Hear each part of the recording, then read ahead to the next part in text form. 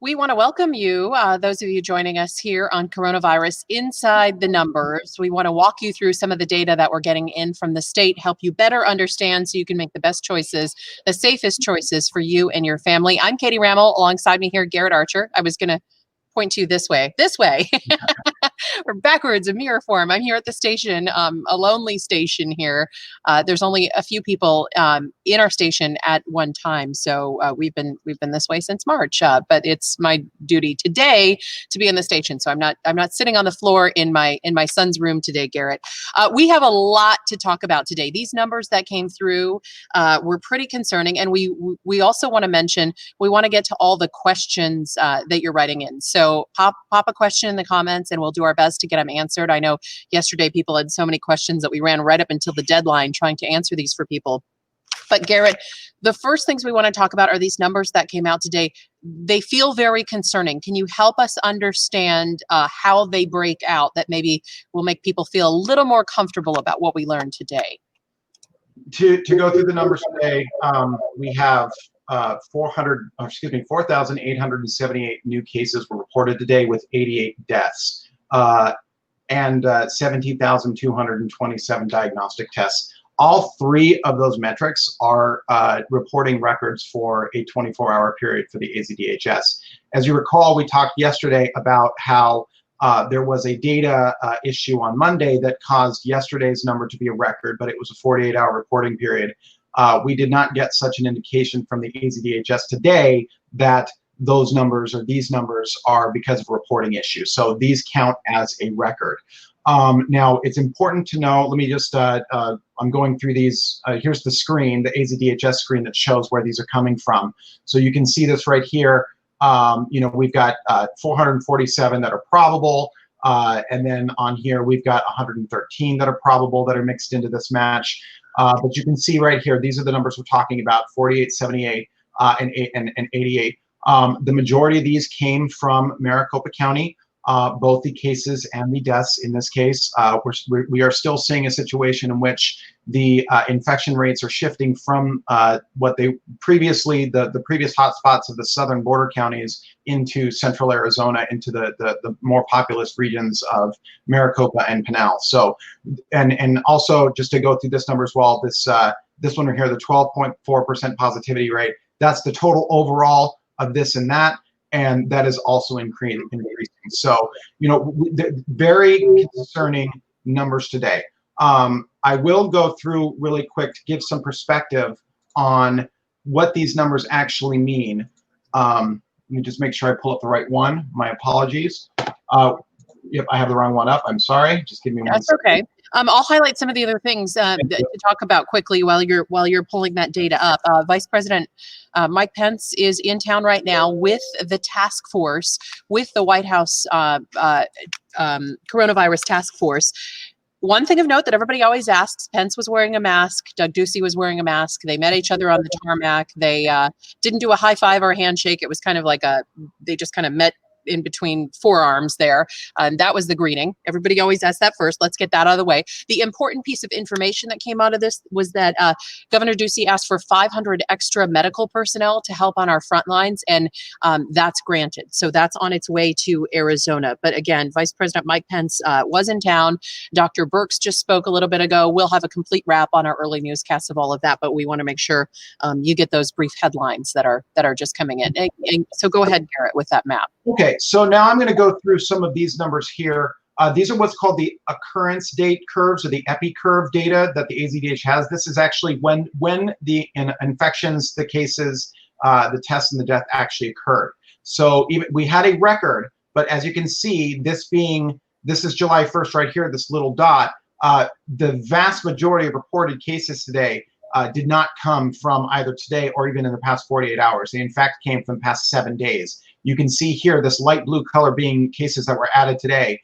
We had cases being added as far back as about 12, 15 days, but the majority of them came in this sort of 7 to 9 day period of the cases. And that's where most of them came in. Now the death curve, there was, as you can see, there's a little bit more noise today in this curve. This yellow line is the 7 day rolling average of the deaths. And as you can see, I stop it at about 10 days because it takes a little bit longer to fill in.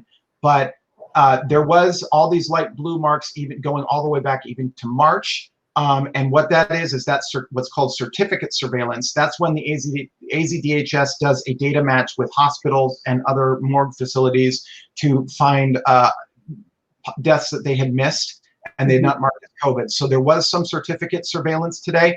It only makes up about 20 of the deaths though.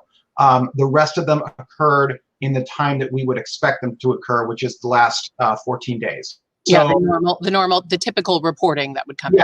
So as you can see, because of that, even though there was a little bit more noise in the curve, the yellow line is still increasing. And then going to the test line, this one sort of almost always follows the case line. And you can see that again today. You can see most of the tests being delivered here in the last 7 to 9 days. Yeah, these test sites, as we've heard from so many people, are busy. If you go back to one of those graphs, Garrett, we can see sort of the weekends in there. Am I right? That's where we see, obviously, the curve starts to smooth things out for us. But if we're looking at the raw data and we see those dips, those are generally coming on the lower reporting weekends. Yes. So these sorts of days right here, this is the actual date of a weekend. So you'll see these numbers, these Saturday, Sunday numbers are typically lower. That's because labs are closed. They don't process as many numbers. County health departments don't process as many numbers. All of this data that's fed into the AZDHS comes from 3 sources: hospitals, laboratories, and county health departments. And a lot of time you'll see closures in those 2 of those at least. So the hospitals, obviously, that's why we have more real-time data from them. But you'll see some of this where you'll see these lower numbers here, and then they'll pop up on the Monday following that. And I want to stress again, the only line we can actually look at is to where your yellow epicurve line ends, because the data that's coming beyond that has yet to all be filled in by agencies that are reporting slower. Yeah, if I had taken this yellow line all the way to July 1st, this yellow line would always show a very stark downtrend. That would be, it would not be an accurate representation of what's happening. One of the biggest issues with COVID-19 for both people who are tracking it as well as the decision makers at the government level as well, is that it takes about 2 weeks for data to stabilize. So, you put in a mask policy, but it takes 2 weeks to see if anything actually helped. Everything takes 2 weeks, and that's one of the challenges that everybody has. So because of that, I keep this average only going to about 7 days, just to make sure that we are able to get a more accurate picture rather than looking at this and saying, even the greatest example of this, of course, is the death curve, because it takes a little longer to fill in, about 27 days in total to fill this curve in. But if I were to bring this more forward, it would always show a pretty stark drop. Mm-hmm. And people would look at that and say, oh, look, deaths are going down. And while they may be going down over time, it's not a good representation. So we don't want to fool people into sort of a false sense of security where the deaths are going. It's better to sort of present these at a more conservative nature and take it 10 days back and allow it some more time to fill in. Absolutely. Thank you for going over that. I think a lot of people look at those numbers and think that it's trending down, and that it's just not accurate. And it's the same with the hospitalization curve too on the AZDHS's website. That one also takes a little bit of time to fill in. So you'll see a natural downward trend on that graph as well that will most likely fill in over time. Now, again, 2 weeks from now, it could be lower. Yeah, we don't know for 2 weeks what's actually going on. So it could actually be lower, but we don't want to present it as lower when it's not appropriate to do so.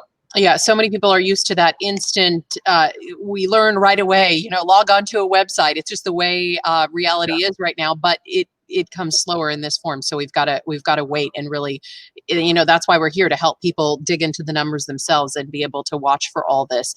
We're getting lots of questions coming in and lots of comments. They're happening so fast I can barely even catch up with all of them. So if you're posting a question and we haven't gotten to it, we will.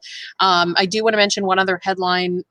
Once Governor Ducey closed down the bars and the gyms and several other places all throughout out Arizona a couple of days ago. There was some news in all of this, and the liquor license has been suspended for the Lifetime Gym over at the Biltmore. So it's just one of the disciplines we're seeing come in on this, and what's being done about this. That has these new rules that have been put out. If people and places are not complying in all of this.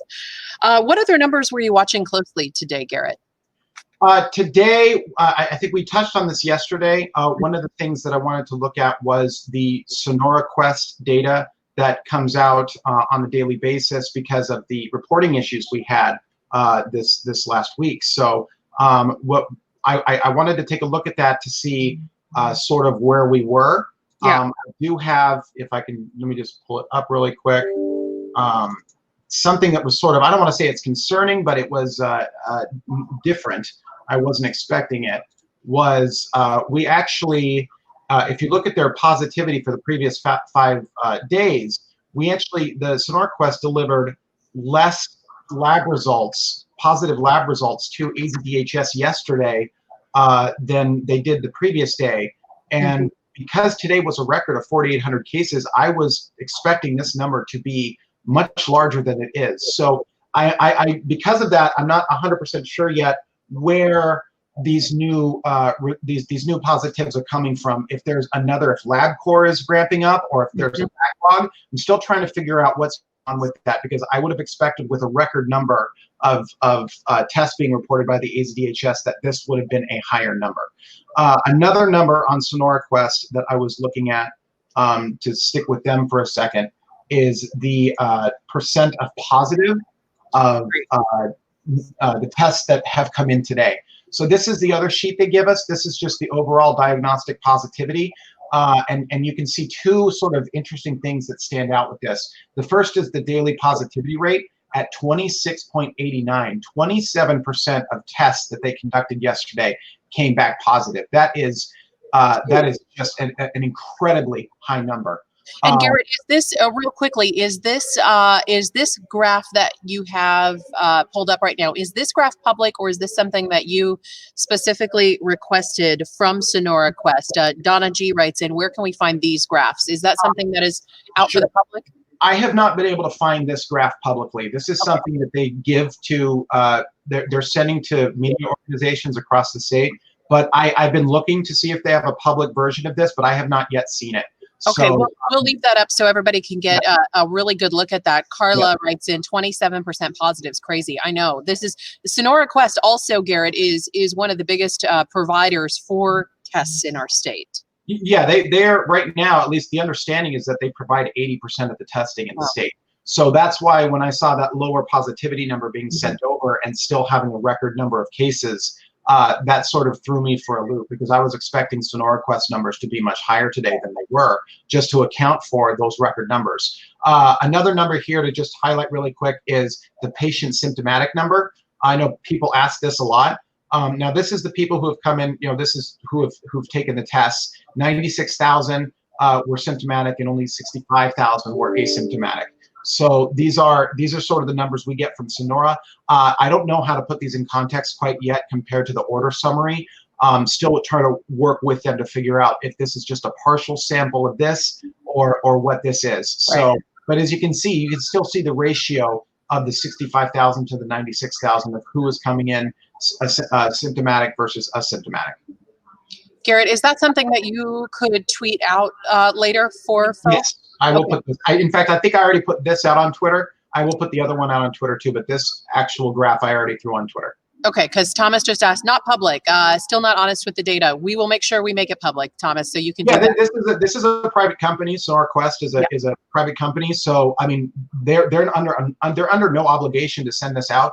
They send this out. I really wish this was public. I don't like having to rely on a private company to send us data. I wish it was public, but right now it's not. So we'll try to keep it as transparent as possible. Yeah, absolutely. We appreciate all the extra work, Garrett, you're doing behind the scenes on this. What is public? AZDHS.gov. That's the website that, at least for Garrett and I, we go to first in the day, the first place we look, and looking at the summary that comes down in the morning so that we can help you better understand this. Another site is Maricopa County's site, because that helps to better understand how this looks in the most populous county in our state, so that we can kind of get a closer look at how things are being reflected in Phoenix and Mesa and Tempe and some of those cities as well. They actually, Maricopa County actually converted their data to a dashboard today, and I'll just bring it up because of that. It's a very nice dashboard. We'll just pull it up right now. Yeah, they've been working hard behind the scenes. Let me reshare it. I didn't realize it was going to throw into a different screen. So this is the new dashboard that Maricopa County is now reporting their COVID-19 numbers on. It's much more interactive than a PDF. It has, you can see the hospitalizations, everything is much easier to see. And this is all EpiCurve data. So this is the data that is the actual date of occurrence, not the date of report. Their death numbers, one thing that they give us that the state doesn't, that is extremely appreciative, is that they give us the long-term care facility numbers to the non-long-term care facility numbers in the deaths. As you can see, back during the stay-at-home order and during the first portion of the part of this wave, the vast majority of deaths were coming from long-term care facilities. And then after sort of May 26th, after May 15th, when the stay-at-home order around that time lifted, you start to see a shift where the long-term care facilities are no longer the majority of deaths in the county. So this is a great dashboard to look at. You can find it by Googling. The dashboard itself, the URL is a little confusing, so I would just encourage you to Google Maricopa County COVID-19, and it will come up, and this is one of the first things you can see. So this gives some great information for anyone that wants to look what's happening at the most populous county in Arizona. And can you go through some of those tabs at the top now that they've put this in for everybody? The EpiCurve is similar to what we just talked about with the items that you put together. Overall case count, if we can zoom in on that a little bit more, I don't know, we can take that full. Producer Carrie's doing an awesome job talking between these screens, but then you can see gender broken down in there, and it looks like age group, and then you can really find out who's had to show up at the hospital because of their diagnosis. Yeah, and that you'll see in the age groups right here. It will show, oh, by the way, just to go through this really quick, as opposed to the EpiCurves, this is the date of reporting, as you can see. So it gives you yesterday and today, and you can kind of compare them. So the age groups will give you what's happening at the hospitalization, ICU and death level. These are all cumulative numbers. So this is not 1,061 people are hospitalized right now in Maricopa County. This is 1,061 people, 65 plus, have been hospitalized during the course of reporting in Maricopa County. That's an important distinction to understand.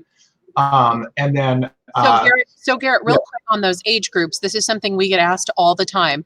So if I'm seeing this correctly, in Maricopa County, 12% of the people over age of 65 who are diagnosed with COVID-19 are not surviving.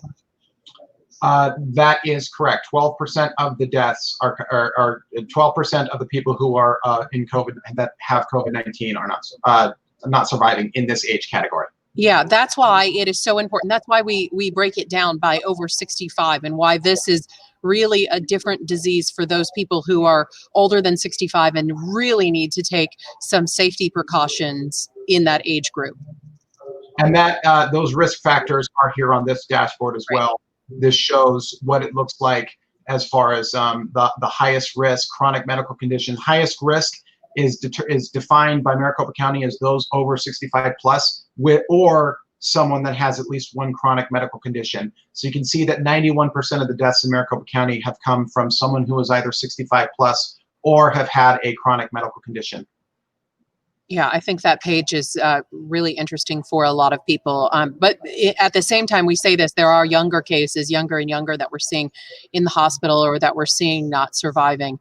I saw you tweet a little bit earlier. There was a concerning, I don't want to say childhood case, but under 20. So a concerning case, a teenager possibly was in the numbers there today. Yes, today there was just an increase, an uptick in the death in the 0 to 19 category. So that was one for the longest time. It's now two. So at some point in the last several days, one of the deaths that occurred came from someone who was under 19. Now the county, for HIPAA concerns, as far as their interpretation of HIPAA, they will not tell us when that occurred. They will not break out the data enough for us to see when that occurred. So it's just another one occurred over the last week or so. That's all we know. That's all we know at this point. Still, we're thinking of that family. For people who are just joining us, if you're needing some resources for COVID and you are here in Arizona, the website or the number to call, and we're talking all kinds of resources. There's a whole list on their website, but 211 is the number to call, or go to 211arizona.org. That is a website. It's pretty comprehensive. It has sections for everything, for housing, for financial services, education. It's all listed there, and you'll be able to find some of the resources you're looking for there. But that is the go-to spot. So whether you'd like to go use a telephone to call, or it's easier for you to access over the internet, 211arizona.org, and you can see simply calling 211 from your phone will also get you to some help there as well to get more information on all of this. Amber J wrote a little bit ago, how do we know when to go get emergency care? Are there new guidelines on that at this point? You should call your provider. You should definitely call your provider to get information about when you should go to the emergency room. Obviously, if it's a life-threatening situation, that is outside of what we're talking about here, of course, go get help. But if you're just concerned about symptoms that you're having, you should definitely call your healthcare provider. What other numbers were you watching closely today, Garrett? Of course, as I've said before, every morning, the first thing we do after checking the summary data is we go to the hospital usage and availability, and this gives us an idea of what the total hospital census for Arizona is at this point. And this is the ICU numbers. There was a concerning increase in ICU today. We are now at 89% of all ICU beds being occupied. That is the highest it's ever been. And then we go to inpatient, but you see the inpatient isn't at a record. It's still sort of the inpatient, which is the acute general care. That's just people in the hospital. This is sort of still kind of held steady since June 23rd. And then we can also check emergency room visits, and you can see there was a tick up there. And then what we do is, after we look at these, we look at the hospital COVID-19 specific metrics. And this is sort of to show what the trend line is doing for people who are going to the hospital specifically for COVID-19. This is, as you can see, is regularly has been a record. But what's most important about this graph is the slope of the record, and we can see compared to where it was on the middle of June, coming to about the 26th of June, we are seeing at least a slowing of the slope of inpatient COVID-19, COVID-19 inpatient. This is still somewhat encouraging news. It's still bad that it's a record, of course. We don't want to see this as a record, but having the slope slow down is, if we have to take something, that's a good thing to take. We can see that we did not have a record in ICU today. We did see a slowing down. That doesn't mean, as one of the mantras that analysts always use is one day does not make a trend. So even though we see this number has gone down, we cannot look at this and say, oh, ICU beds are going down, because we need at least 2 or 3 days of data before we can determine if this is a steady trend or if this is just a blip for the day. We had a record number of hospital discharges today. That's people, and just to go through hospital discharges really quick, as we've talked before, whenever someone talks about what is the recovery number for Arizona, this is the chart that is being used by John Hopkins, by world leaders. Anytime you see a recovery number for Arizona, it is this hospital discharge number, because the state does not provide a recovery number.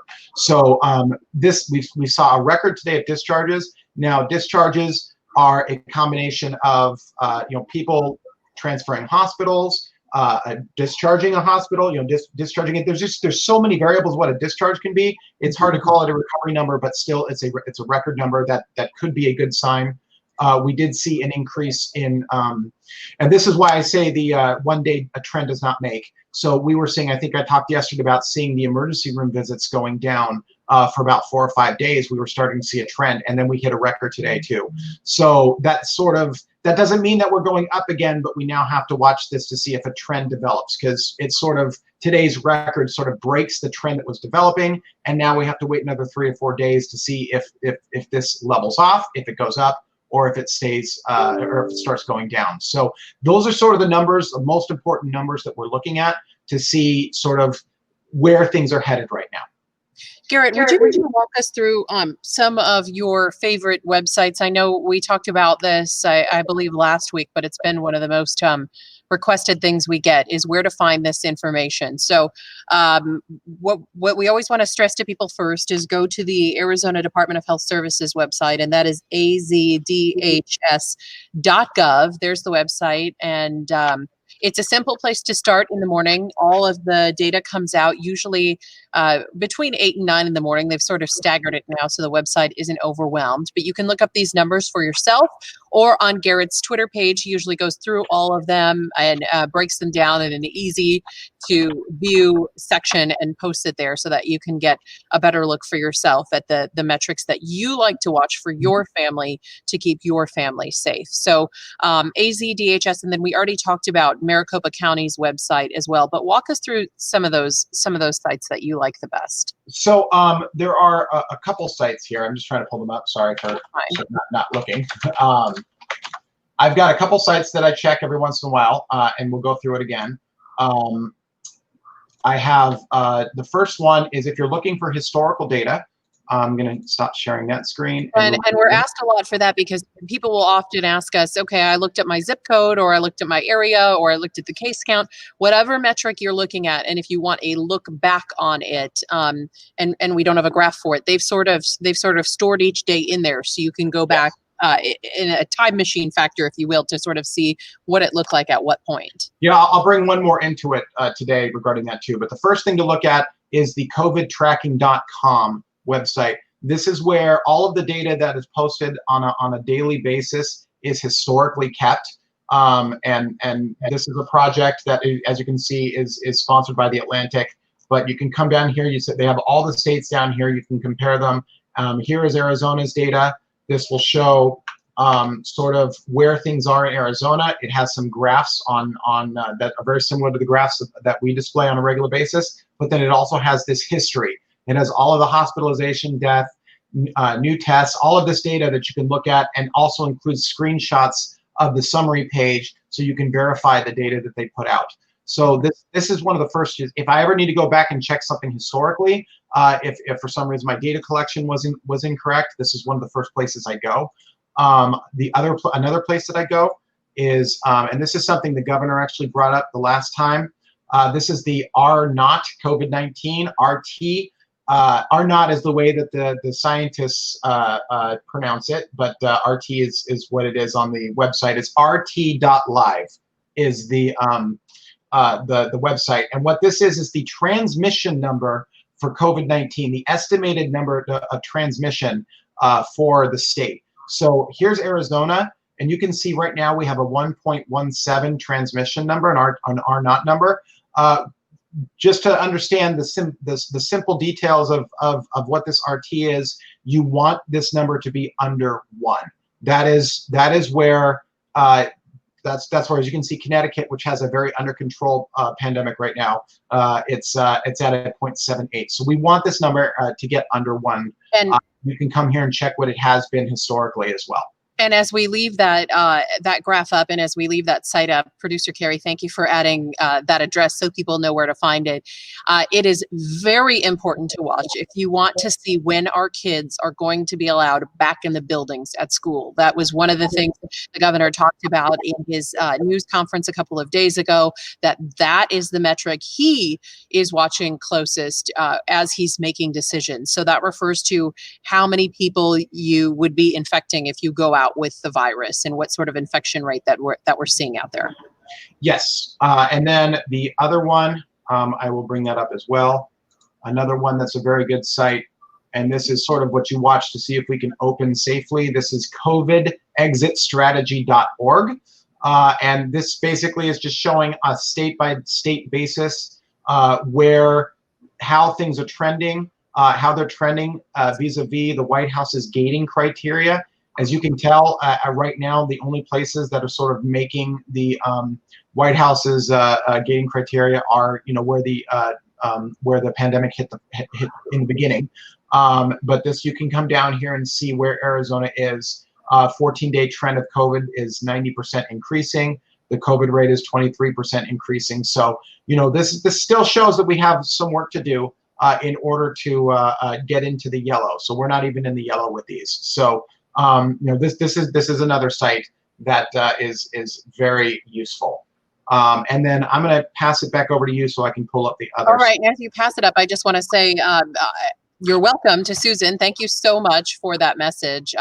We hope that we're helping to inform you and hoping to help teach you where to find this information so that you can bookmark some of these places and that you can find the info for yourself, track when things are changing in your zip code or your neighborhood or your age group, your demographic, so that you can be best armed with information and how to protect yourself when you're making choices for your family. Cheryl also writes in, thank you for that R0 graph. You are so welcome. That's where you can find it. That is the one the governor's tracking. So if you want to be up on the know with how he's making decisions and what he's tracking as his metric, that is the one that he wants to watch closely. So it's one he brought up in the news conference the other day, unsolicited, because he wanted to stress the importance of that graph. So Garrett, thank you for adding that. Absolutely. And if anyone is interested in modeling, my favorite model has been COVID-19-projections.com. This is a model that is done by an MIT student, a graduate student at MIT. It's a computer science-based model, which is why I like it. It's done with machine learning. There is less ability to fudge with the numbers a little bit. With some of the epidemiological models have been very good, and some of them have been very off, as we've seen over the course of time. And that's because with epidemiological models, there is a lot of variables that are able to be played with. Because this is a machine learning model that does not have the same ability. The author cannot play with the variables with the same aggressiveness. So this is a great model. It's been very accurate on what's actually going on. You can see this also has an RT number. It's slightly different. It's a 1.09 for this R0 number, but this also has sort of where it thinks our deaths are going to be. It thinks we're going to have 5,005 deaths by October 1st. And then it will have an infection rate. Here it shows that it thinks that our infection rate is going to be peaked somewhere in the middle of July, at about 16,000 newly infected. And I tend to actually agree with that, because simply because of the 2-week reporting period that we talked about. I think in a way we're probably in real time right now at our peak. Is very likely that we're right at our peak right now, but we won't know this for another 2 weeks. So that this is just an estimate of mine. I'm just thinking because of the fact that we're now showing a peak of 2 weeks out, that we are at a peak now. But this model will change over time. So if for some reason it believes we are not at a peak, it will just shift the peak farther away. And the only reason it does that, again, the person who authors this can't arbitrarily shift this peak. The computer is going to do it for him if the reporting comes back and it's like, no, I don't like this data. This is not showing a peak, so I'm going to shift forward. I think that's been one of the difficult things in Arizona is every time we thought we were getting close to a peak, we were outdistanced. They kept moving back further and further. That's the website right there. It's a little hard to see. I'll try to bring it closer, but there it is. COVID-19projections.com is where you can see this, and it has all the states on it. You can see all the models for all the states there. It's a very useful site. So they're projecting a little bit higher in projected deaths there. I see 5,000 in Arizona by October 1st. IMHE, another modeling site, they were a slight bit lower. I just had checked them this morning at 4,500. So, but everybody's within that same sort of range. Yeah. Everyone's in that range. The IHME model is taking into consideration, they're attempting to take into consideration mitigation strategies. Right. And that's one of the reasons why I say I stick with this one, because it will over time take into account mitigation strategies, whereas IHME is trying to catch it now. And so Eventually, what's going to happen is that's either going to go down to 4,500 or IHME is going to get closer to this. So, this is why, again, I like this model because it's consistent. It doesn't change nearly at the pace that some of the other models do.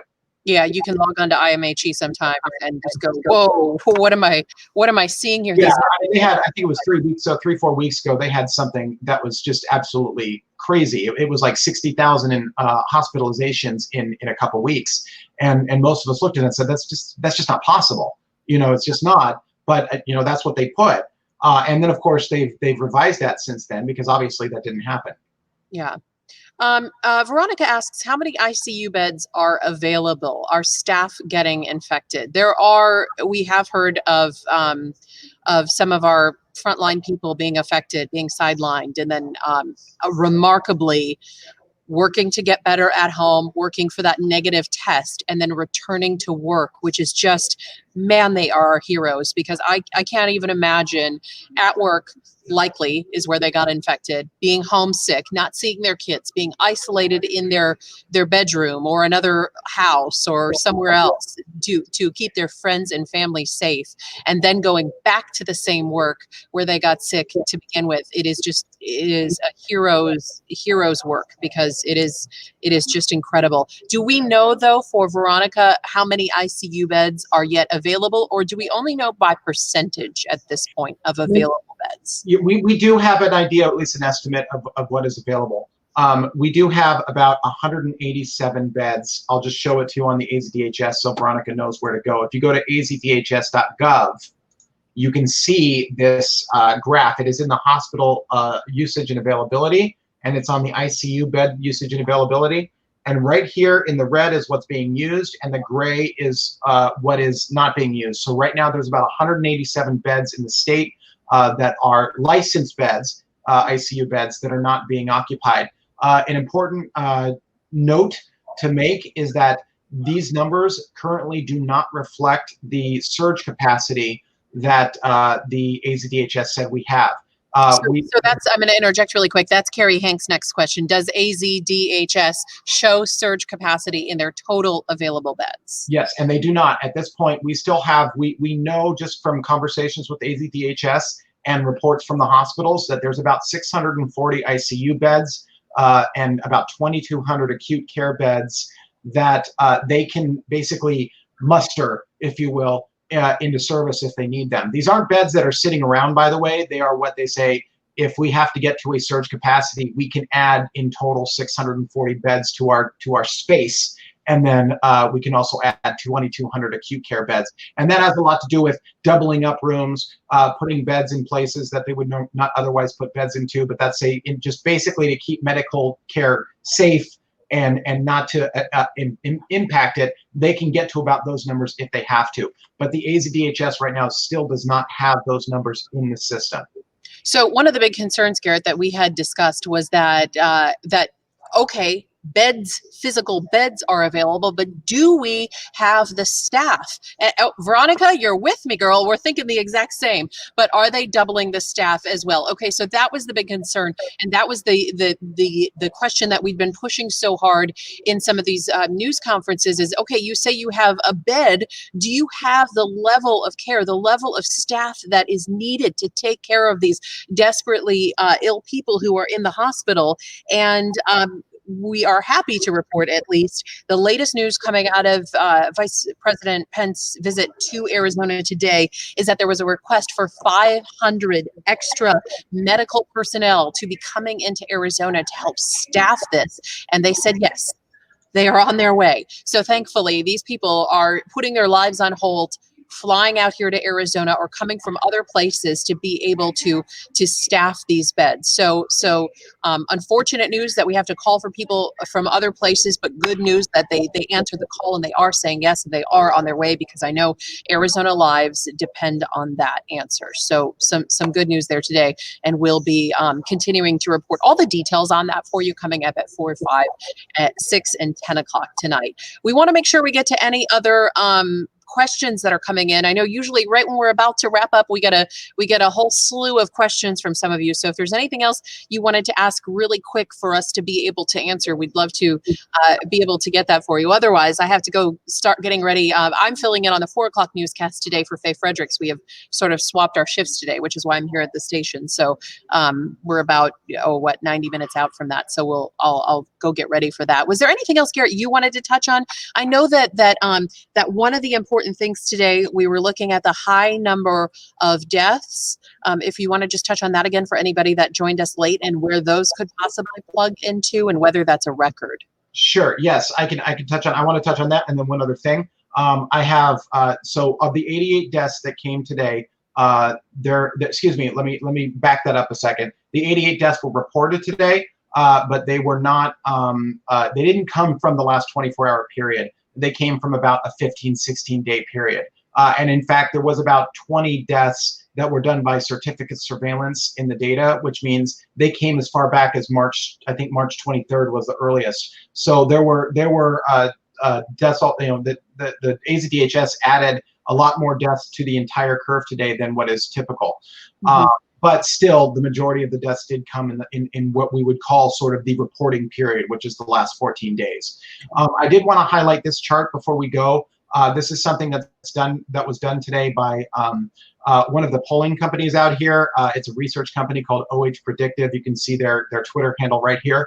I really liked this chart. What this chart is it's a chart where it's an overlay of the case data with the Google mobility data. Every day, Google publishes an index of randomized data and shows where, if people are moving about this, it's an index, so it's not like it's your data, but it's an index of what's happening. Are people staying at home? Are they moving around? Is something happening? And this is a great chart to show what that looks like. So you can see right here, prior to the school closures and the shutdowns, you can see the index was right here. This is the 0. 0 is the baseline, which means everything's normal, traffic is normal, and everything was sort of kind of going in its own little way. And then the school closure started to shut it down. Here's the stay-at-home order right here, where you can see the Google mobility data is at its lowest points. Here is where the everything starts to reopen. May 11th to May 13th, things are starting to reopen, and you can see right here, this green one is the parks. On Memorial Day weekend, it shoots up and then starts to go back down again during the protests. And you can see sort of this blue line right here, which is the grocery and pharmacy movement, is staying pretty typical here. But it really gets to show how Arizonans have changed their mobility habits after the stay-at-home order. And you can see that Memorial Day weekend, a lot of people were out that weekend. And then right here, you can see after sort of the 9th of June, you're starting to see it go down a little bit more again. So I'm going to be watching this as updates to see sort of what Arizonans, as now with the mask mandate, with the rising case numbers, and with sort of the partial shutdown, the bars and the gyms that the governor ordered yesterday, are we going to see sort of a downward, just a organic downward trajectory of these numbers? So we're going to be looking for that. Yeah. Real quick, Carla writes, can we see, Carla with a K, I should say. Yeah. Oh, Carrie's so good. Producer Carrie already. Yeah, I will show that again. Okay. Yeah, you show the graph of the actual deaths by day and not just the day that they're reported to us, if you will. So let me just get back to it really quick. Light blue lines on your graph that help people better understand what's being plugged back in day by day. And then what is the high day? I think we had two high days right next to each other, if I'm not mistaken. I believe that's 37 deaths right there on those 2 days. I don't have my actual numbers pulled up. I don't have my spreadsheet pulled up right now, so I can't tell you exactly what days they are. But this is the actual date of occurrence. The light blue is what was added today, and the dark blue what was present yesterday.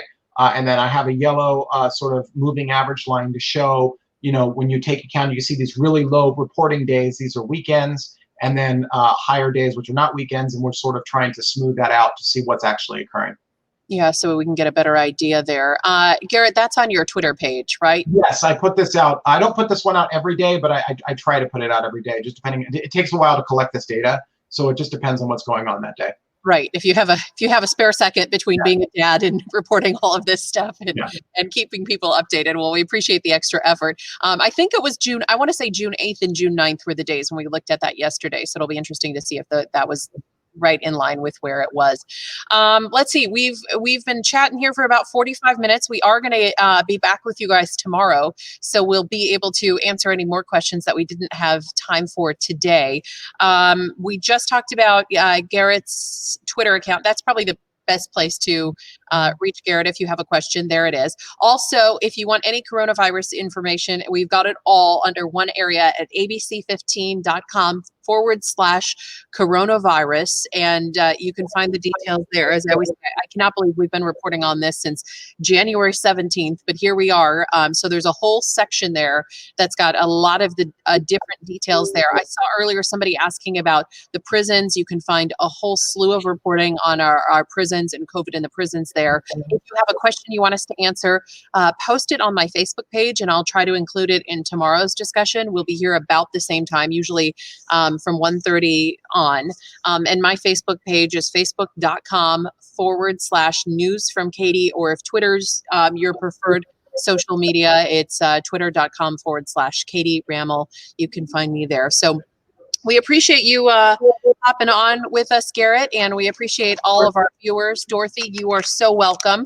That's why we do this, just to help you find the information you want so that you can better serve your family. Mary, you are welcome. Thank you so much for taking the time to say so. Just so you can better find the information for you and your family.